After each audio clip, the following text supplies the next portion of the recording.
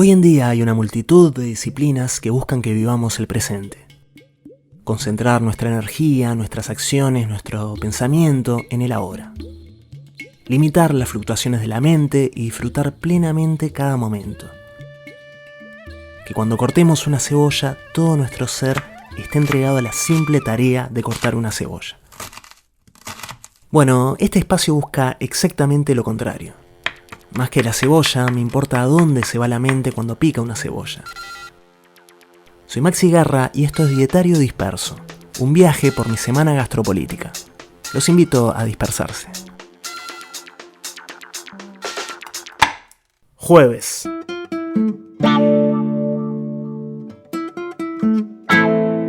Una oyente desde Barcelona me hizo un apunte que me llamó la atención.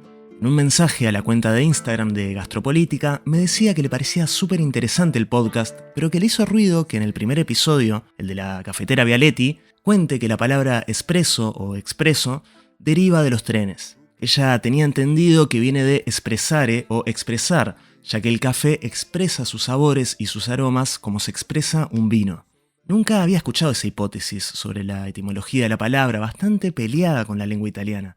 Pero me pareció una gran excusa para profundizar en eso que comento al pasar en el episodio y que está ampliamente documentado: cómo nació la palabra espresso.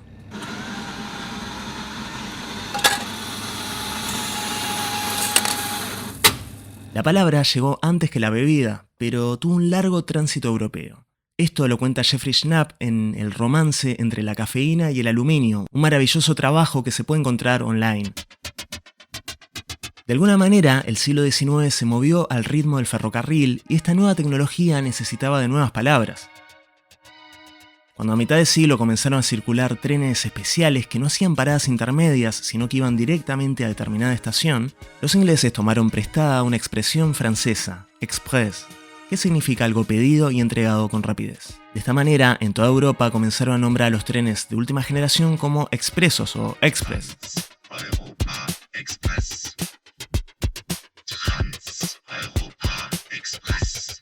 Bien, tenemos la palabra, pero aún no tenemos la bebida. James Hoffmann, un barista inglés y uno de los mejores divulgadores de café en el mundo, tiene un video muy interesante en su canal de YouTube Jim7, titulado The Birth of Espresso o El nacimiento del espresso. If you want to understand the birth of espresso, if you want to understand really where it came from, then I think one particular work of Leonetto Cappiello is a really great place to start. Hoffmann explica que la patente original de la máquina de espresso data de 1884.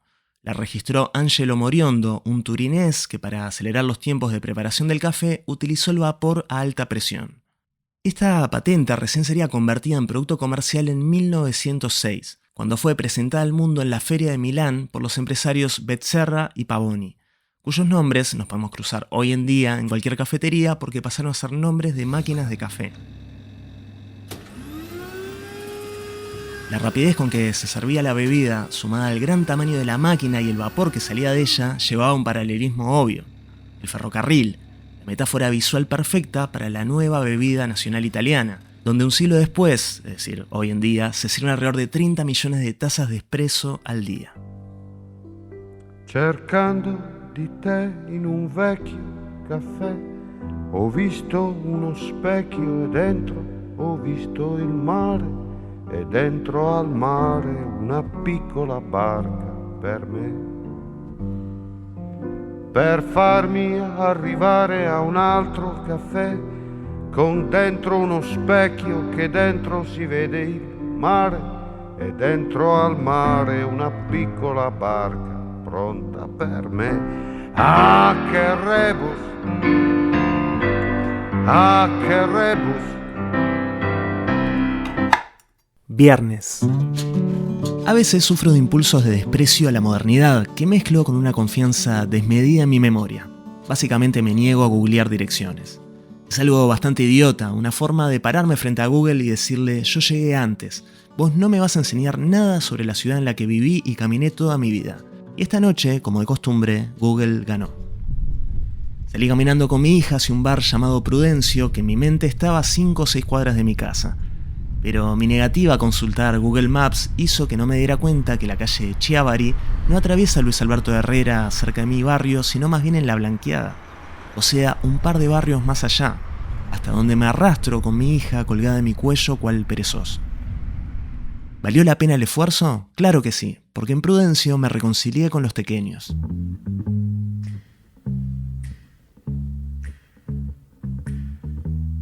La migración venezolana ha reconfigurado en gran medida la oferta culinaria de Montevideo, como ha pasado en muchas de las grandes ciudades del continente.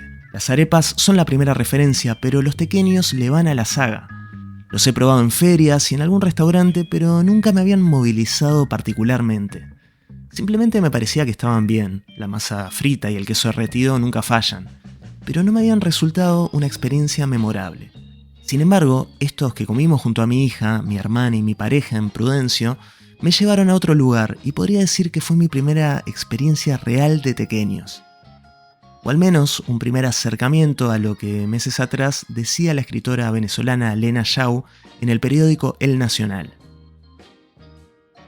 No hay un producto en la vida que te alborote emocionalmente como lo hace un tequeño. Es familia, festejo, expectativa y lucha por el último. Es quemarse los dedos y la lengua y disfrutarlo. También es quesito derretido y masa crocantita. Es celebración, pero en definitiva, tequeño es Venezuela y por eso es de todos. Sábado.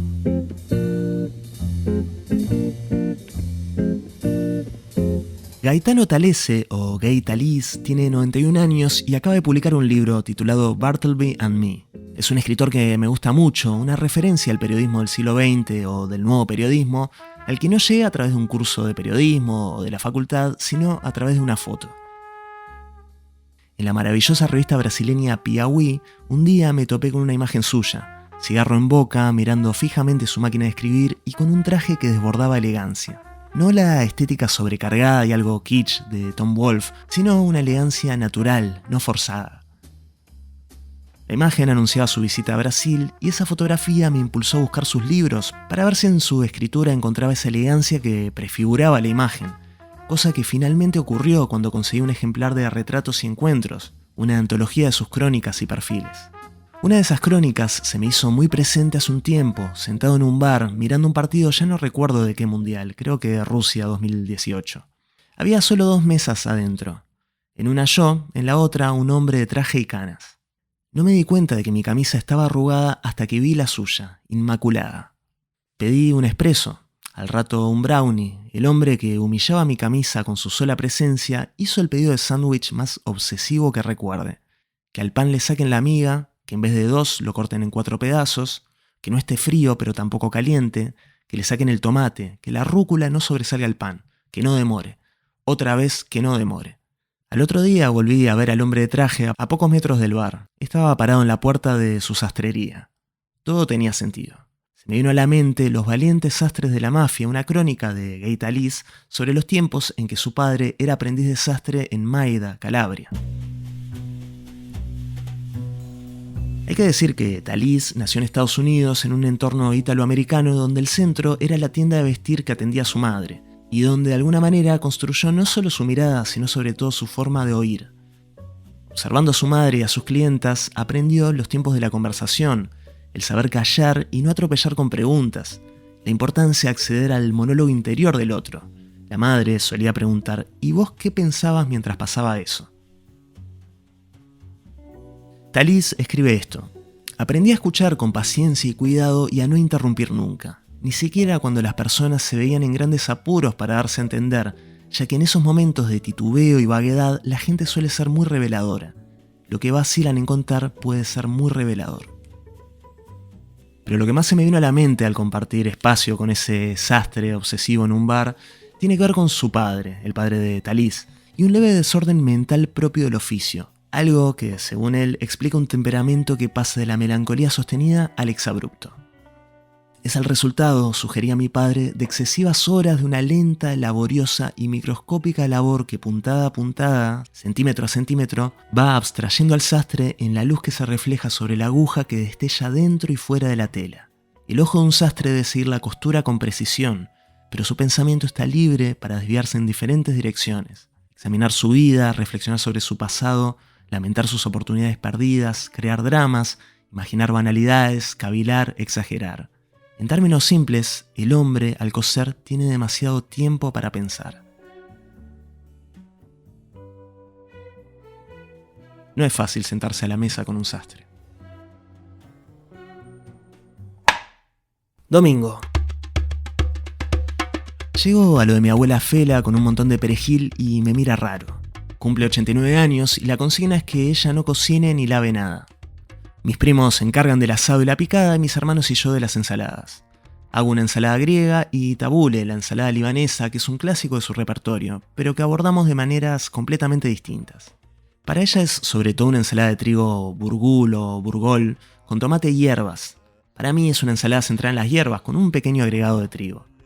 La distinción no es baladí. Habla de choque de generaciones y de abordaje. Mi abuela se casó con un hijo de libanés en un barrio lleno de libaneses y sin ser ella libanesa, su cocina está salpicada por esa colectividad. Suraya Aboud, en su libro Metzger Errante, cuenta que cuando empezó a viajar al Líbano le sorprendió la disonancia entre lo que ella conocía en Uruguay por comida libanesa y lo que efectivamente se comía en el Líbano. El tabule fue lo que más me sorprendió, escribe. Era una ensalada de perejil, verde, bien verde. Incluso descubrí que algunas familias cortaban los tallos. ¿Y dónde estaba el trigo en ese mar de verde? Mi hipótesis es que la colonia libanesa en Uruguay se aferró al ingrediente más exótico de la ensalada, el trigo, en desmedro de lo que era más corriente, el perejil. Una hipótesis que no le interesa a mi abuela, que mientras pico el perejil le dice a su sobrino, que la llamó por teléfono para saludarla, para mí que Maxi no sabe cocinar porque está tapando de perejil el tabule. Ese choque de paradigmas lo tuvimos no solo hoy en su cumpleaños, sino días atrás, frente a un público inesperado, niños y niñas de 8 años. En la versión tuya tenía cebolla. Yo no le pongo cebolla, pero la abuela, eso es ¿Vieron? importante. Hay dos versiones del tabule. La abuela Fela le pone cebolla y en la que vimos del video Maxi no le pone. Yo le pongo una que... Sí, le pusiste porque estaba... ¡Aceite de oliva! ¡Aceite de oliva! A ver, no sé si ustedes tienen la huerta, una que se llama cibulet. Sí. La verde larguita, yo le pongo esa, me gusta esa. A ver, Elian, ¿qué querés decir? Tú que tenés la mano levantada. Mi hermana Florencia es maestra en una escuela en el barrio de La Teja y le mostró a sus alumnos un video que hice contando la historia y la receta del tabule. El video todavía está en YouTube, lo pueden encontrar por las recetas dispersas, tabule. El jueves entonces fuimos con la abuela Fela a la escuela, lo que generó una enorme expectativa en los niños porque iba a estar la protagonista del video y yo, que para ellos pasé a ser youtuber. Mamá, yo quiero decir una cosa. Este micrófono que es del Canal 4. Porque es medio profesional. Es como el de la tele. Hay uno que eran unos granitos chiquititos. Ah, que, sí. ¿cómo se llamaban esos? Era... A ver, Jimé. Trigo como, tenía un nombre especial. Trigo. trigo. ¿Cómo? Sí, trigo del... ¿Cómo? Burguet. Burguet, es parecido. brulé. ¿Cómo? Brulet. No. Brulé. No. Burguet. Como dijo ella, Cibulet. cambió una letra. Cibulet. Trigo. Burgul era. El trigo burgul es un nombre bastante... Es muy difícil, incluso yo le digo de forma distinta que ella. Yo le digo burgul y vos le decís más borgo, ¿no? Ahí, frente a los gurises, expliqué las diferencias en nuestras concepciones Es de muy tabú. diferente cada uno. Yo, por ejemplo, le pongo poco trigo y muchas más hierbas. Y la abuela le gusta ponerle bastante más trigo que yo. Bueno, Y vos le ponés morrón, que yo no le pongo. Sí, yo le pongo un... Entonces la mejor Luego fuimos a recoger lechugas a la huerta de la escuela y la abuela Fela hizo, junto a toda la clase, su clásica pizza turca que ya he comentado en este la detalle. abuela Fela, contanos cómo es la pizza turca, ¿te acordás? Es la masa de la pizza, después mayonesa, después que está hecha la masa. Mayonesa, huevo duro, aceituna y lechuga. Miren, bueno, no le pongo. De todos modos, el mejor momento de grabación, aparte de cuando todos los niños le cantan feliz cumpleaños, fue cuando todos estábamos en la huerta y un alumno, Byron, aprovechó que el micrófono quedó prendido para dar su versión de la receta. Estamos transmitiendo en la escuela. Y aunque sea con la abuela, Fela. Todos están esperando la vuelta. Llegaré un poco de lechuga. Vamos a hacer la pizza con huevo. La pizza de la abuela Fela, que lleva huevo, lechuga y avena. Y huevo duro, que le dicen, y lleva esas cosas redondas, pero está. Estoy hablando por la radio. Y está ¿En serio? Sí, estuve hablando. ¿Está grabando? Sí. Ni se está grabando, tal vez deberíamos decir algo culpa que... yo dije, hola, estamos cocinando con la abuela Fela. Lunes. Últimamente me están haciendo varias entrevistas por Gastropolítica y sobre todo hacen hincapié en lo novedoso de vincular la comida con la política, la historia, la economía u otros aspectos de la vida. Entiendo que no es un abordaje tan común en los medios, pero siento que no tiene nada de novedoso, al menos desde disciplinas como la antropología, la historia, la sociología, etc. Pero no es necesario pisar el terreno académico. Pensemos en George Orwell, ese escritor que tenemos tan presente por 1984 o Rebelión en la Granja. El hombre que no solo acuñó el término Gran Hermano, sino también el de Guerra Fría. En la obra de Orwell, muchos de sus grandes escritos ya tienen casi un siglo, hay constantes referencias a la comida y sobre todo a los aromas. Orwell escribió, por ejemplo: y aquí llegamos al verdadero secreto de las distinciones de clase en Occidente, a la verdadera razón por la cual un europeo de origen burgués, aun cuando se llame comunista, no puede considerar igual a él a un trabajador sin hacer un gran esfuerzo. La cosa puede resumirse en 4 espantosas palabras que la gente hoy en día se resiste a pronunciar, pero que se usaban con toda tranquilidad cuando yo era niño. Estas palabras eran: las clases bajas huelen. Esto está en El camino a Wigan Pier, un libro que publicó en 1936 a partir de su experiencia con obreros en las minas del norte inglés. En él dejó escrito este fragmento de gastropolítica pura. Un ser humano es fundamentalmente un saco en que se echa comida. Sus demás funciones y facultades pueden ser más elevadas, pero en el tiempo vienen después. Un hombre muere y es enterrado. Todas sus palabras y actos caen en el olvido, pero las cosas que ha comido viven después de él en los huesos fuertes o débiles de sus hijos. Creo que sería una hipótesis plausible la de que los cambios de dieta alimenticia tienen mayor trascendencia que los cambios dinásticos y religiosos. La Gran Guerra, por ejemplo, no habría sido posible si no se hubiese inventado la carne enlatada. Y la historia de los últimos 400 años en Inglaterra habría sido enormemente diferente sin la introducción de tubérculos y otros vegetales a finales de la Edad Media. Y poco después la introducción de bebidas no alcohólicas, té, café, cacao y también de licores destilados a los que no estaban acostumbrados los ingleses, bebedores de cerveza. Es curiosa la escasa frecuencia con que se reconoce la importancia social de la comida. En todas partes se ven estatuas dedicadas a políticos, poetas y obispos, pero ninguna dedicada a cocineros, curadores de tocino o cultivadores de hortalizas. George Orwell, 1936. Nada nuevo bajo el sol de la gastropolítica. Martes. Para dormir a mi hija suelo necesitar entre 8 y 10 libros. El momento que más temo es cuando vamos por el libro 6 o 7, cuando parece que el cansancio la está ganando y de pronto se para ir a la biblioteca y agarra un libro de actividades. Entonces todo el sueño que parecía haberle transmitido la historia de los ositos soñolientos o del perezoso que quiere dormir su siesta en la jungla se disipa y hay que encontrar 7 diferencias en una imagen de My Little Pony o de Paw Patrol.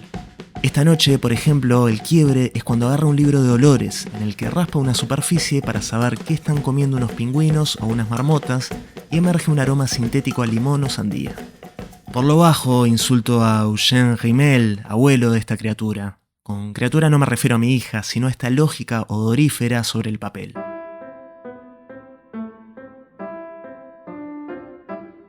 La tecnología Scratch and Sniff, raspe y huela, fue inventada en 1965 por la compañía 3M. En el libro Odorama, Federico Cucso explica que funciona a través de un proceso de microencapsulación. Cuando se rasgan o raspan unas tiras, las microesferas que hay en ellas se abren y el perfume brota. Fue algo muy popular, sobre todo en los 80 y 90, en revistas, álbumes de figurita, etc. Pero un siglo antes de esta tecnología, el hombre que desarrolló y bautizó el rímel, Eugène Rimel, fue un pionero de los avisos perfumados. En 1861 publicaba almanaques perfumados para promocionar sus productos, pomadas perfumadas, enjuagues bucales, vinagres de baño y obviamente rímel. Dice Cucso que también perfumaba programas de teatro y de conciertos y tarjetas de San Valentín y obtuvo patentes de vaporizadores de perfume para aromatizar obras y salas teatrales. 162 años después, estoy en el cuarto de mi hija, con el olor a bananas sintéticas que sale de un libro perfumado, yendo a buscar el 8º libro para hacerla dormir. Miércoles. Este es el primer dietario que escribo en mi propia libreta.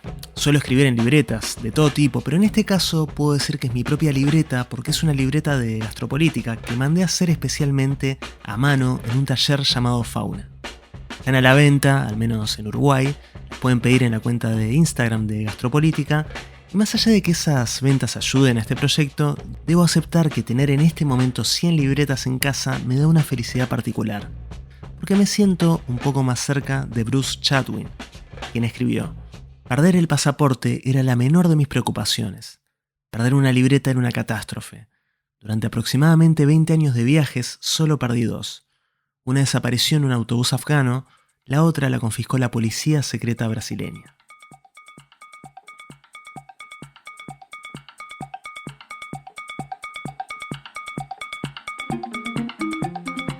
Para muchos, Chatwin se convirtió en la imagen viva de la literatura de viaje. Hoy su nombre tiene más fuerza que presencia porque, inentendiblemente, no es tan fácil encontrar sus libros en librerías, al menos en español. No me parece mal, de todos modos, que conseguir sus libros sea una aventura en sí. Muy joven, Chatwin renunció a su puesto en la prestigiosa casa de subastas Sotheby's para estudiar arqueología en Edimburgo. Dejó la universidad prematuramente para escribir un libro sobre los nómades, abandonó el manuscrito frustrado y sin un peso para trabajar de periodista en el Sunday Times. Gracias a eso logró viajar por el mundo escribiendo sobre políticos y artistas. En noviembre de 1974 llegó a Nueva York con $3.500 en el bolsillo, buscando material para un libro sobre la historia de la familia Guggenheim. Cuando de repente cambió de idea y un mes después estaba tomándose un ómnibus en Buenos Aires rumbo al sur. Tenía 34 años y ese viaje daría lugar a En Patagonia, el libro que redefinió la crónica de viaje y que convertiría a Chatwin en uno de los escritores más originales, finos y discutidos de fin del siglo XX. Charlie Millward was captain of a merchant ship that sank at the entrance to the Strait of Magellan. He survived the wreck and settled nearby at Punta Arenas, where he ran a ship repairing yard. Este es el propio Chatwin leyendo las primeras páginas de su libro en el documental Nomad, de su amigo Bernard Herzog. Herzog y Chatwin compartían el aspecto sacramental de viajar. El mundo solo se revela a los que viajan a pie.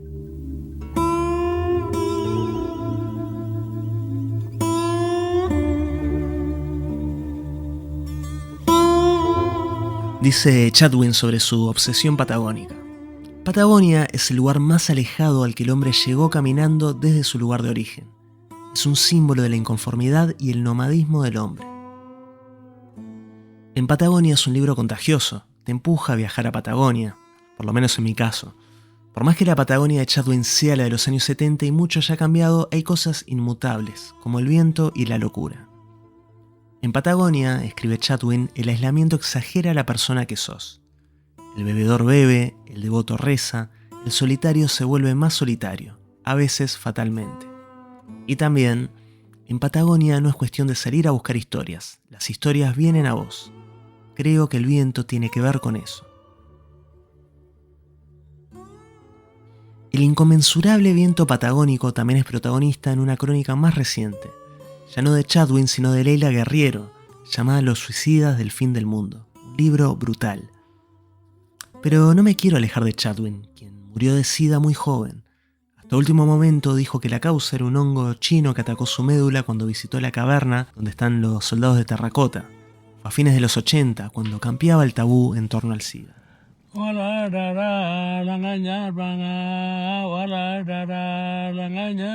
En sus últimos años de vida, su investigación estuvo dedicada a las songlines, o trazos de canciones. Para desplazarse de un lugar a otro por el desierto, los aborígenes australianos cantan canciones como forma de recordar el trayecto, como regla mnemotécnica que les ayuda a sobrevivir. Imaginemos el centro de Australia, kilómetros y kilómetros de paisaje árido. ¿Cómo llegar del punto A al punto B? Según Chatwin, las songlines son rutas que se hacen cantando. Tal canción dura lo que dura tal camino, tal parte coincide con tal roca, y tal roca evoca a un antepasado. Chatwin dejó una marca póstuma. No me refiero a la marca artística ni humana, sino a una marca comercial, Moleskine. Varios años después de su muerte, una empresa italiana utilizó el nombre que Chatwin puso en circulación y parte de su mitología para sacar libretas que nada tienen que ver con el inglés. Las libretas con las que alimentaba sus libros las compraba en una tienda en París, elaboradas por un artesano, aparentemente las mismas libretas que usó en su momento Hemingway y Céline. Chatwin las llamaba moleskin, o sea, piel de topo, por su encuadernación de cuero. Cuando se enteró que el artesano se jubilaba y no se iban a fabricar más, compró todas las existencias, cientos de libretas. El chileno Luis Sepúlveda cuenta en Patagonia Express que cuando lo conoció, Chatwin le regaló una de ellas con las siguientes instrucciones. Primero, numerar las hojas, luego anotar 2 direcciones en el mundo y finalmente prometer una recompensa a quien devolviera la libreta en caso de pérdida. Cuando le comenté, dice Sepúlveda, que todo eso me parecía demasiado inglés, Bruce respondió que justamente gracias a esa clase de medidas de precaución, los ingleses conservan la ilusión de ser un imperio. En cada colonia grabaron a sangre y fuego la idea de la pertenencia a Inglaterra, y cuando las perdieron, a cambio de una pequeña recompensa económica, las recuperaron bajo el eufemismo de la Comunidad Británica de Naciones. Yo no pienso numerar las libretas de Gastropolítica, pero ojalá alguna llegue a Tierra del Fuego, una ciudad que pudo haber cambiado notablemente respecto a la que pisó Chatwin en los 70, pero que no deja de ser el lugar más alejado al que el hombre llegó caminando desde su lugar de origen.